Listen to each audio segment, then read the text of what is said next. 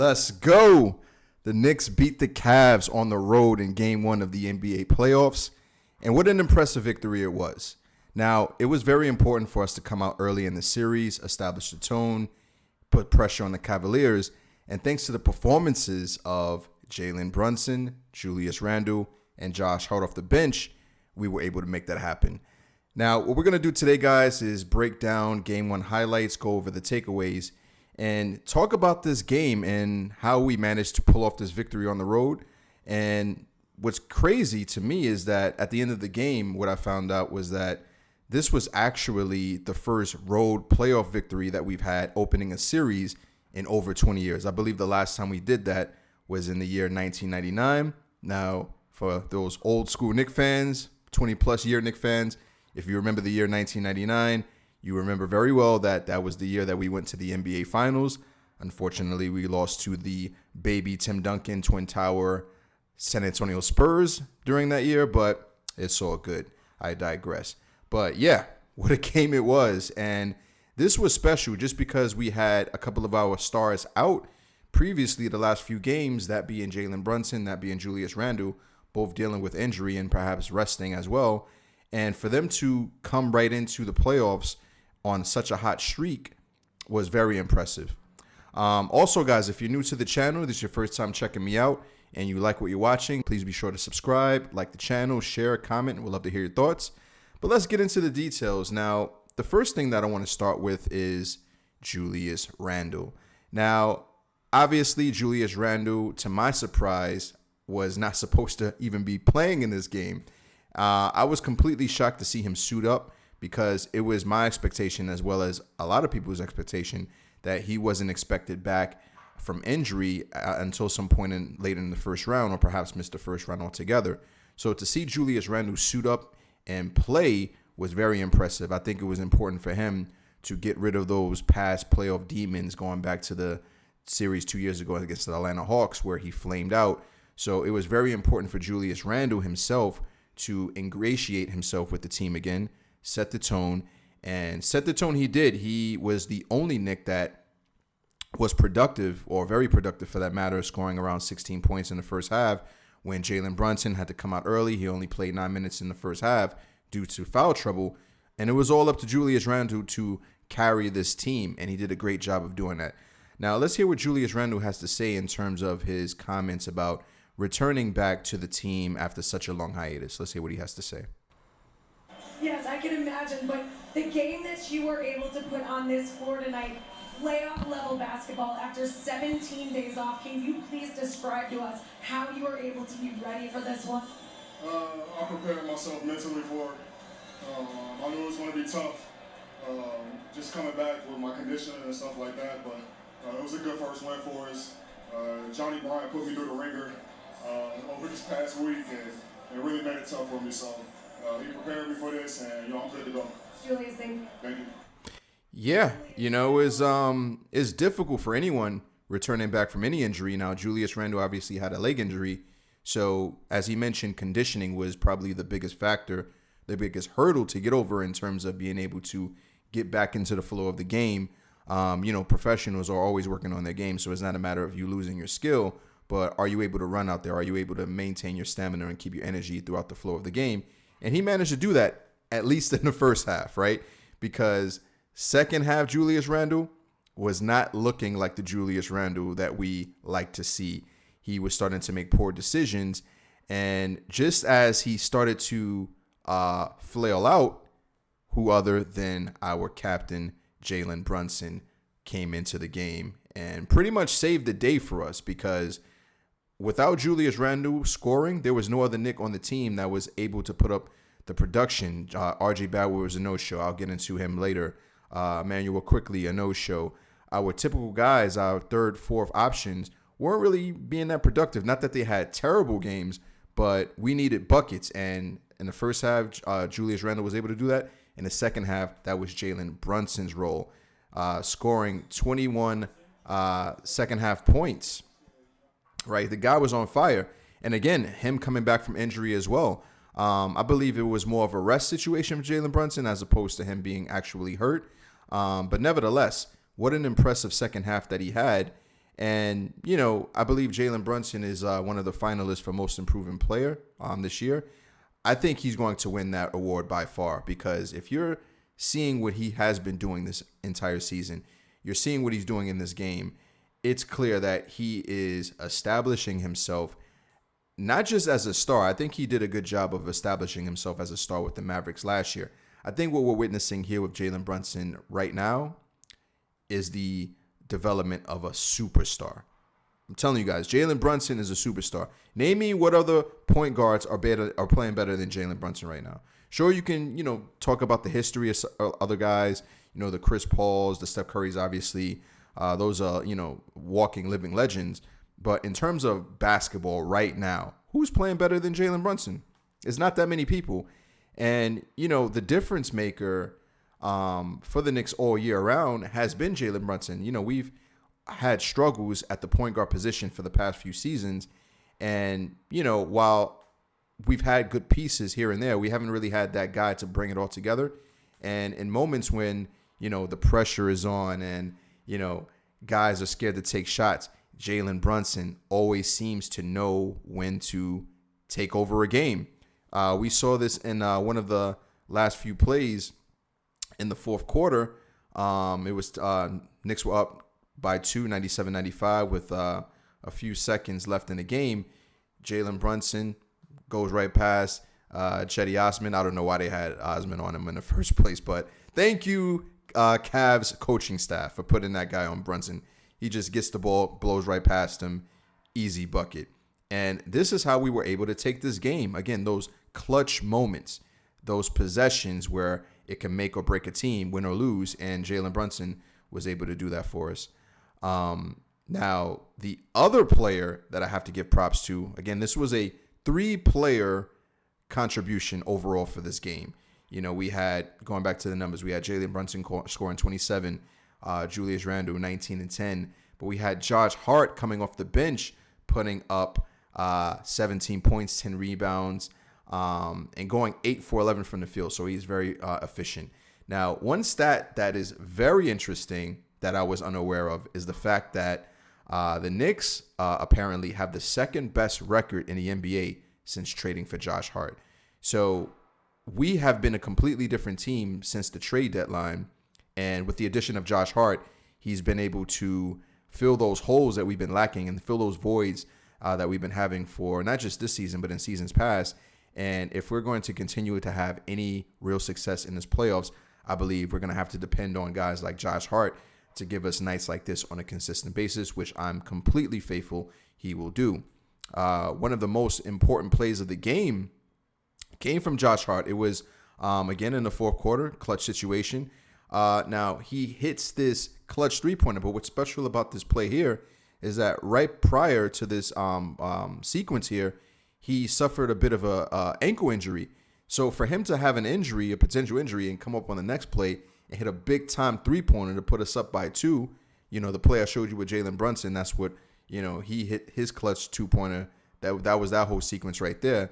But this is special. This is winning basketball, right? These are the type of guys that win you championships. Guys like Josh Hart.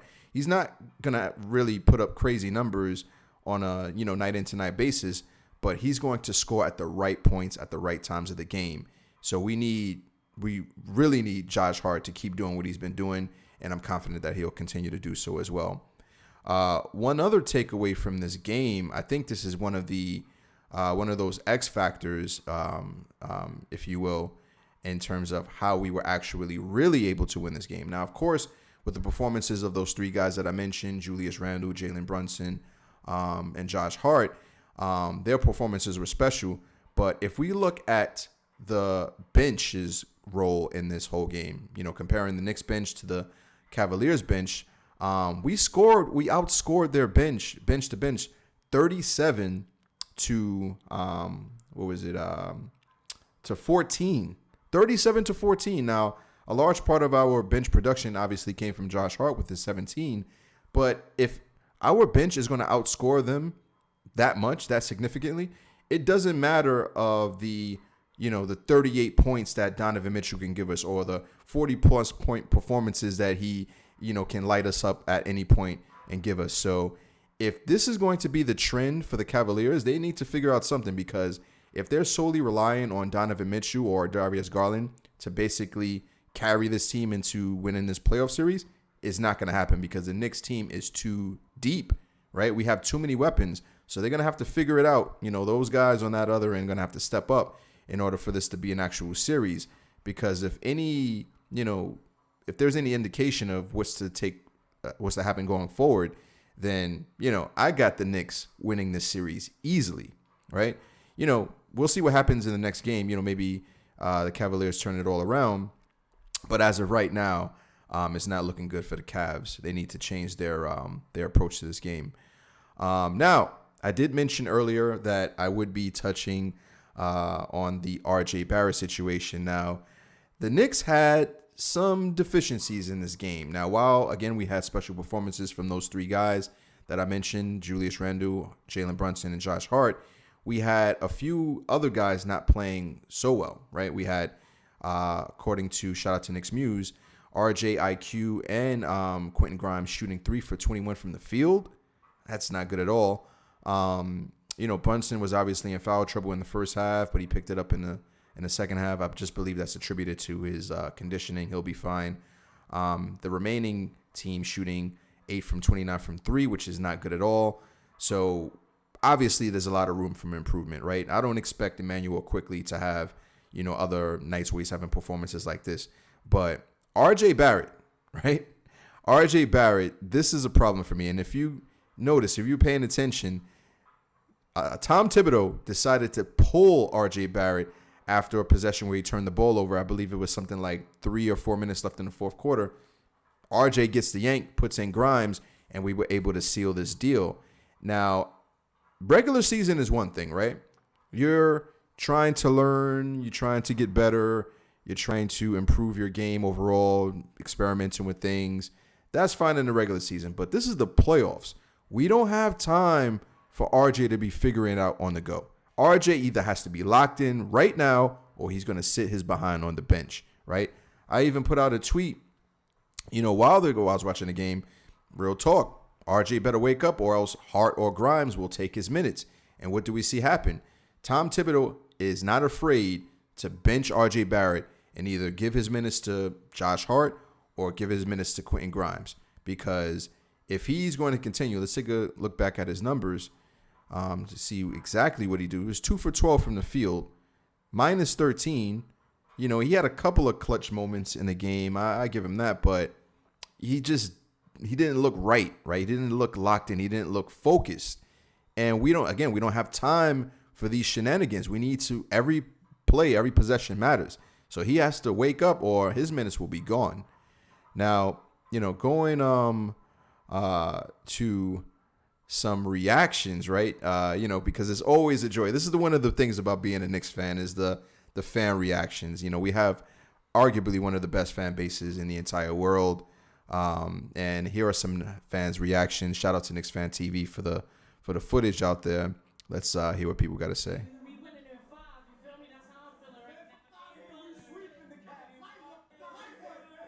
Knicks in 3. Yeah, if it was 5 years ago.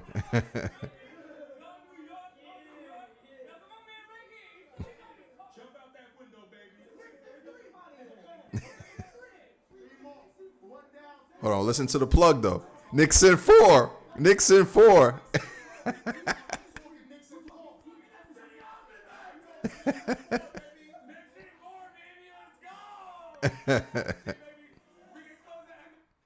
Yeah, man. I mean, how wonderful would it be if the Knicks were actually able to sweep the Cleveland Cavaliers?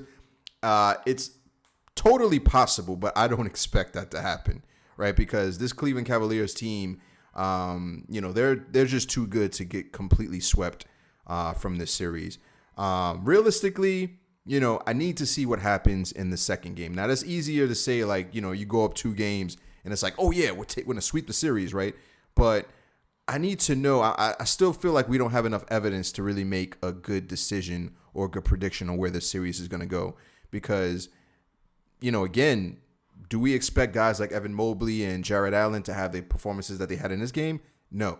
But on the flip side, are we going to expect IQ and the entire Knicks team to shoot that bad from the field and from 3-point range in games to come as well. Probably not. So I think it's still early to make a bold prediction in terms of the Knicks sweeping the series, but is it possible? Hell yeah. Especially when we got guys like Jalen Brunson out there doing what he does, Josh Hart being an X factor. Shout out to Mitchell Robinson as well. Now, he didn't have any, huge numbers. He only had 6 points. He had 8 boards. So he didn't even break double figures in any of those stats. But, it was the timing of his rebounds, because there were a lot of times where he had, those offensive rebounds. Mitchell Robinson may be the best offensive rebounder in the league right now. Who can challenge him in that regard, right? And there were a few possessions where he was able to get us second opportunities, which led to clutch second chance points. So, you're not going to notice anything crazy in the stat line for Mitchell Robinson, but his presence in this game was definitely shown, especially when he pretty much had given problems for Jared Allen and Evan Mobley. Mitchell Robinson all by himself. Shout out to Isaiah Hartenstein as well. For my old school WWF fans going back years ago, you remember the Hart Foundation.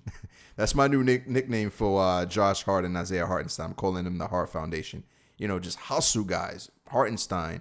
What a way to turn around his season, right? Because if you remember, when he first began, we were a little doubtful. We were ready to send him packing during the trade deadline. But he's managed to turn around. He's bought into Tom Thibodeau's system. And he's been playing well, doing a lot of hustle, doing a lot of 50-50 balls, breaking down situations, and we're going to need more from him to be successful. But that's going to be all for the video, guys. Very hopeful that the Knicks can actually come out and pull out the series. I'm going to refrain from getting a real prediction in terms of where the series can go. I need to see what happens next game to really make a definitive prediction on where the series is going to go. But I'm completely confident in this Knicks team. I'm proud of their performance, especially from those 3 guys, Jalen Brunson, Julius Randle, and Josh Hart. Hopefully, RJ can wake up, snap out of it. We don't need him to score 30 points, but we need him to, be focused and not have any egregious errors, turning the ball over and, being lackadaisical on defense. But let me know what you guys think. Let me know if you think the Knicks are going to sweep. What is your prediction for the series overall? Who do you think the X factors are? Do you think, RJ